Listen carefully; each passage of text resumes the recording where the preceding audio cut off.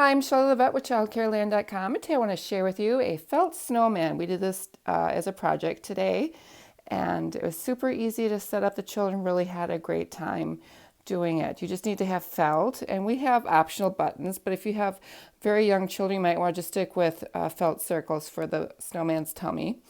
And you can choose whatever colors of felt you want. Of course, you probably want your snowman to be white, and the carrot maybe carrot color for their nose, and coal for their eyes and mouth. But again, it's up to you. All the accessories, you can choose what color you want on here. This does not come with any patterns. It's all free cut. I just didn't feel there was a need to make patterns because they're so simple and they don't have to be perfect. As you can see, my circles aren't perfect, but that's part of the beauty of the snowman, that no snowman is a perfect shape on there. One thing I do recommend is getting a really great pair of scissors. And I picked these up at Michael's. I used a 40% off coupon.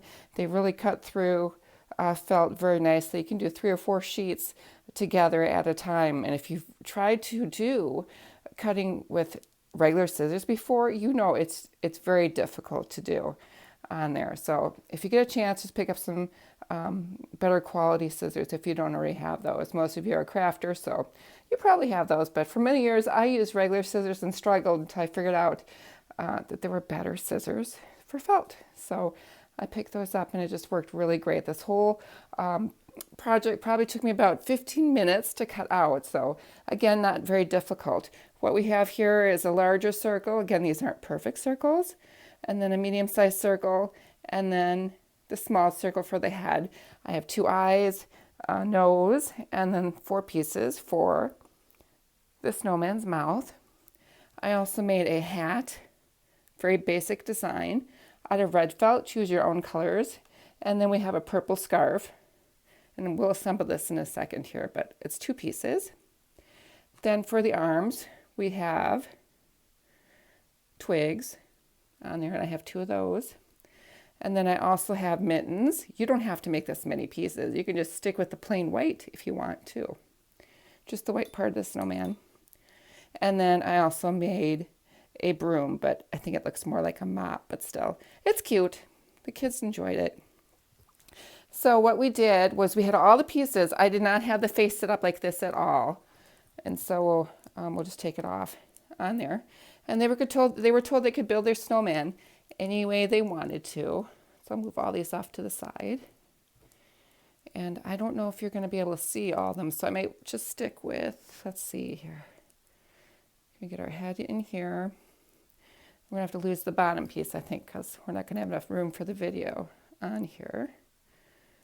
So they would start with the bottom piece, of course, and then build their snowman. They have to figure out which piece goes in which spot. So it's usually smallest to largest, or if you're working from the bottom, largest to smallest. So that's the way that should be. And then they can put their whatever they want on in what order. So they put their hat on. They can put their arms on. These arms can be in front of the snowman or behind the snowman. Totally up to them. And then we have mittens that go on these as well. And again, all this is optional. Just how you would like to set your, what you would like for your children to do in your class. Let's do the eyes next. We have 1 eye.